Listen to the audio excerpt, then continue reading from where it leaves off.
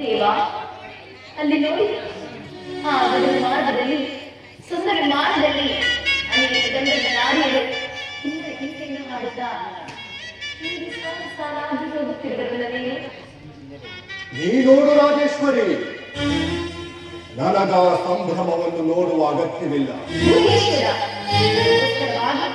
ದೇವಲೋಕದ ಬಳಿಗೆ ಜ್ಞಾನಸ್ಥಾನದ ಕಲ್ಯಾಣ ಮಾಡಿಕೊಂಡ್ರೆ ನನ್ನ ತಂದೆ ದಕ್ಷಿಣೇವ ಆತನಗಳು ನಾನಲ್ಲವೇ ಶಂಕರ. ಅದಾರಿಗೆ ತಿಳಿಯುತ್ತದೆ, ಅದಾರಿಗೆ ತಿಳಿಯುತ್ತದೆ ನೀನು ದಕ್ಷ ಬ್ರಹ್ಮನ ಮಗಳೆಂದು. ದಕ್ಷ ಬ್ರಹ್ಮನ ಮಗಳಾಗದಿದ್ದರೆ ನನಗೆ ನಿಂದ ಬರುತ್ತಿತ್ತು ಇಂತಹ ಸಂತೋಷ. ನನ್ನ ಹೋಗುತ್ತಿರುವ ಸುಧಾರಿ ನೋಡಿದನೇ ಮಗಳು ತಂದೆಯವರಿಗೆ ಹೋಗಬಾರದು ತಮ್ಮ. ರಾಜೇಶ್ವರಿ, ನೀನು ದಕ್ಷ ಕಾಗೆಗಳ ಮಧ್ಯದಲ್ಲಿ ಬೆಳೆದ ಕೋಗಿಲೆಯು ಕಾಗೆಯ ಮರಿಯಾಗಿದ್ದರೆ ಆ ಕೋಗಿಲೆಯ ಮರಿಯನ್ನು ಕಾಗೆಗಳು ಕೊಲ್ಲುತ್ತಿರಲಿಲ್ಲ. ನೀನು ದಕ್ಷ ಬ್ರಹ್ಮನ ಮಗಳೇ ಆಗಿದ್ದರೆ ಕಳಿಸುತ್ತಿದ್ದ ನಿನ್ನ ಜನಕ ದಕ್ಷ ಬ್ರಹ್ಮ. ರಾಜೇಶ್ವರಿ, ನೀನು ದಕ್ಷ ಬ್ರಹ್ಮನಿಗೆ ಮಗಳೂ ಅಲ್ಲ, ನಾನು ಜಾಮಾತನೂ ಅಲ್ಲ. ಬೇಡ. ಗುರು ಮಂದಿರಕ್ಕೆ, ಪಿತ ಮಂದಿರಕ್ಕೆ, ದೇವಗಿರಿಗೆ ನಾನು ತರಿಸಿಕೊಳ್ಳದೆ ಹೋಗಬೇಕೆಂದು ನೀವೇ ಹೇಳುತ್ತಿದ್ದಿರಲ್ಲ ನೀನು. ಹೌದು, ಹೇಳಿದ್ದರು. ಆದರೆ ಆ ನಿನ್ನ ತಂದೆಯು ಅವನವರು ರಾಜಸದ ಅಹಂಕಾರಿ. ಕಾಡಿನಲ್ಲಿ ವಾಸಿಸುವ ಕ್ರೂರ ಮೃಗಗಳಿಗುಂಟು ಶಾಂತಿ, ಗುತ್ತದಲ್ಲಿ ವಾಸಿಸುವ ವಿಷ ಸರ್ಪಗಳಿಗುಂಟು ಶಾಂತಿ.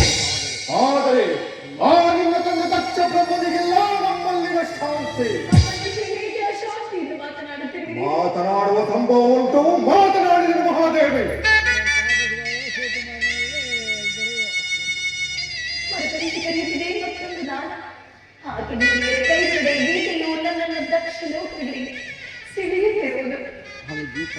ಅದು ಗೀತವಲ್ಲ, ಅದು ಗೀತವಲ್ಲ, ನಿನ್ನ ಆತ್ಮವನ್ನು ಸುತ್ತಿಗಟ್ಟಿ ಎಳೆಯುತ್ತಿರುವ ಕಾಲಪಾಶ.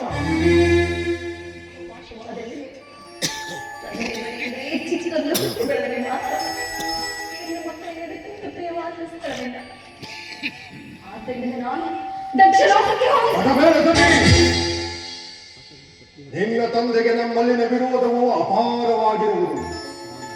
ತಾನೇ ಹಾಕಿದ ಮೊಟ್ಟೆಯನ್ನು ತಾನೇ ತಿನ್ನುವ ಕ್ರೂರ ಸರ್ಪದಂತೆ ನನ್ನನ್ನು ಜಾಮಾತನೆಂದು ತಿಳಿಯದೆ ಅಮೃತ ಹೋಯತ್ವವನ್ನು ಸಾಧಿಸಿದನು ಆ ನಿನ್ನ ತಂದೆ.